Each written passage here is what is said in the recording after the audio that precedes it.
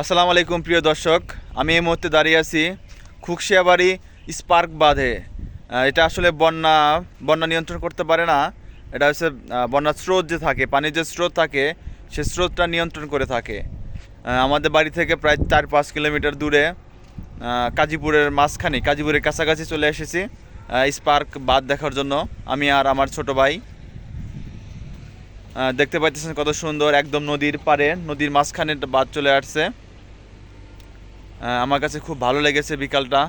আজকে বিকালবেলা আসছি। ছোটো ভাই বলল বাবা মোটরসাইকেল নিয়ে আসছে, চলো যে আমরা ঘুরে আসি। তো আমরা ঘুরতে আসছি এখানে স্পার্ক বাঁধে, খুকশিয়াবাড়ি কাজীপুরে।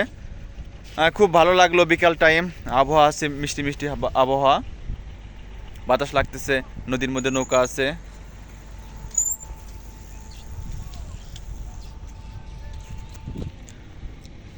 হ্যাঁ, ভিডিওতে আপনি দেখতে পাচ্ছেন কত সুন্দর।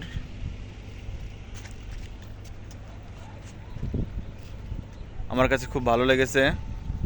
আপনারা আসবেন, আপনাদের আসার জন্য আমন্ত্রণ রইল। এদের যমুনা নদীর উপর স্পার্ক হয়েছে অনেক আগে, জানি না কত সালে।